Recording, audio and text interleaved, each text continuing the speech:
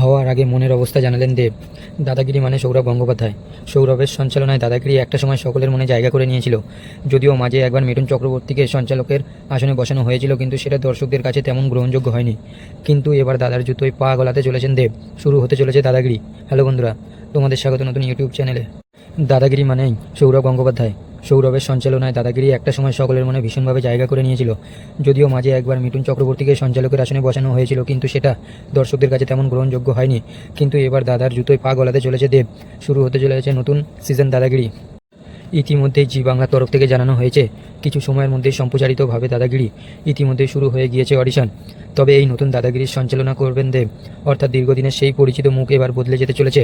এত বছরের একটি অভ্যাস যখন বদলে যায়, তখন খুব স্বাভাবিকভাবেই দর্শকদের প্রতিক্রিয়া নিয়ে কিছুটা চিন্তা তো থেকেই যাবে। সেই চিন্তার ভার যে দেবের কপালে স্পষ্ট, সেটা বোঝা গেল অভিনেতার পোস্ট করা একটি ছবির ক্যাপশন থেকে। সোশ্যাল মিডিয়ায় দেব একটি ছবি পোস্ট করেছেন, যেখানে তাকে একটি ঘরে বসে থাকতে দেখা যাচ্ছে।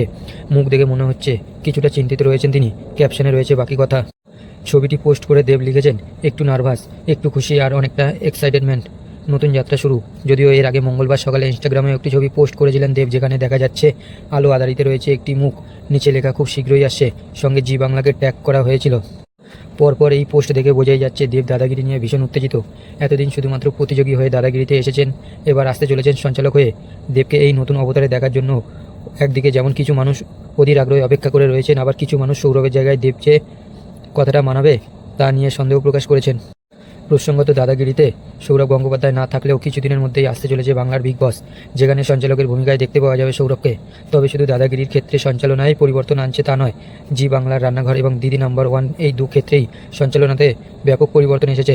আগামী দিনে এই পরিবর্তন কতটা দর্শকদের কাছে গ্রহণযোগ্য হবে, সেটাই এখন দেখার।